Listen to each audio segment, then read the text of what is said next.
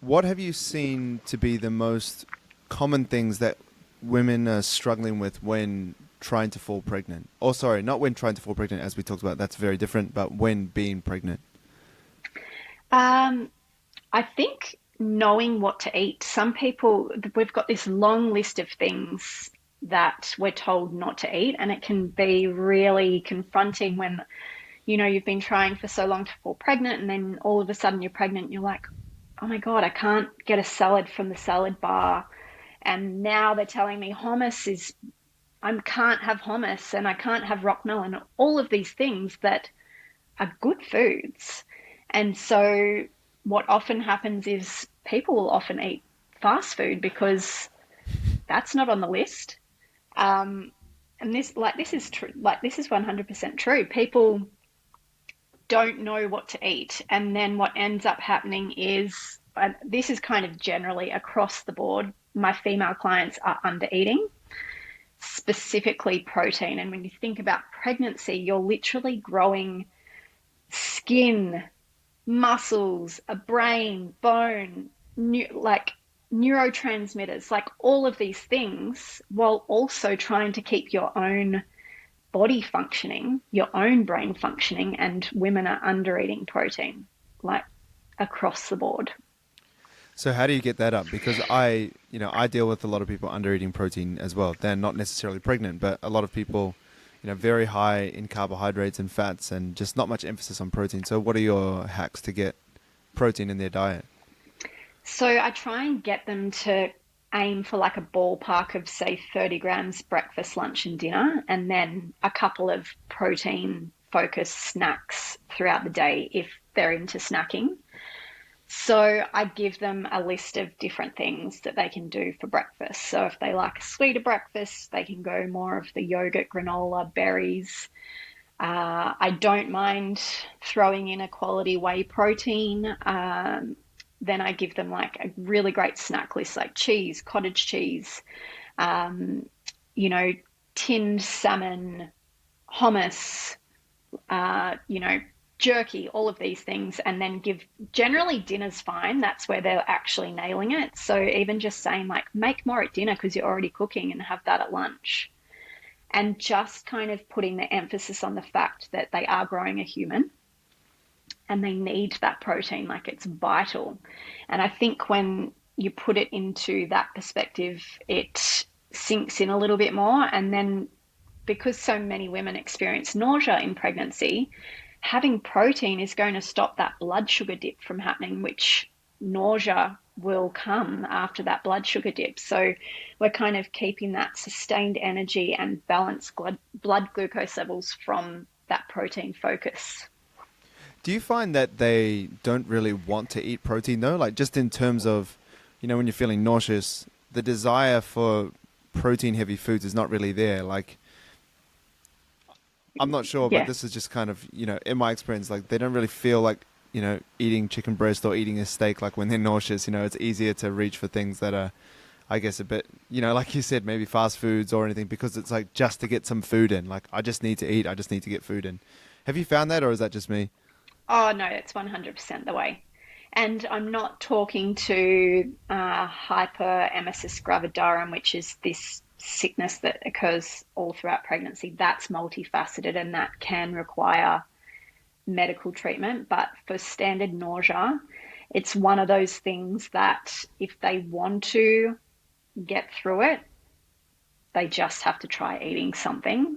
Mm. And it may not, for that first trimester, it may not be breakfast, lunch, and dinner. It may be smaller, more frequent meals across the day, just making sure that they're always pairing whatever they're having with protein. So, say it's like, I just want a corn thin, having that corn thin with some cheese on it, just to kind Yeah. of get that little bit of protein and just having those smaller, more regular meals. Yeah, when I learned this when I was first getting into fitness, like having protein with every meal, I remember I had a bodybuilder mate, or he's still my mate, and he was doing a bodybuilding competition, and I was just a teenager at high school lifting weights, and he was like, "Oh, I have protein with every meal," and I was like, "What the hell?" Like what a freak! Like he's having way too much protein, and now I do it. I feel like my results have been much better. Well, especially when I was going through it, just and this is not obviously from a pregnancy point of view, but just from a muscle building point of view, it just all kind of makes sense getting more protein. And it stops you having this kind of debt of protein that you need to make up for at dinner because, like you said, dinner's usually pretty protein heavy for Yeah. people. They know that they kind of have, for dinner, it's like I have my protein, my veggies and my rice or something like that. Yeah. Or like a roast dinner or things like that. But breakfast and lunch are usually the ones that suffer.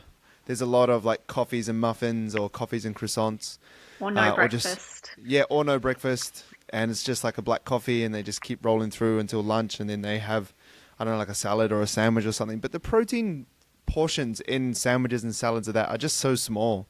I feel like people are just kind of walking away with 15 grams of protein. And then they're at like, they might have a snack of like nuts and chips or something. And then they get to dinner. They've had like 30 grams of protein. They need to hit, I don't know, 150, maybe 120 for females, some. And then, but for some bigger dudes, they have to have a lot more.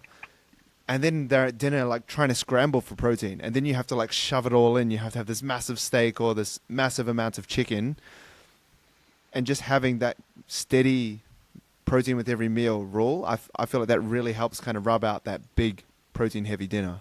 Yeah, it does. But the issue comes from people not realizing the importance because for so many years we've been taught about fat. We've been taught about carbs like low carb, no carb, keto, fat's bad, fat's good. But like protein's never really been in the conversation. And it is the only macronutrient whose needs change based on different stages of your lifespan.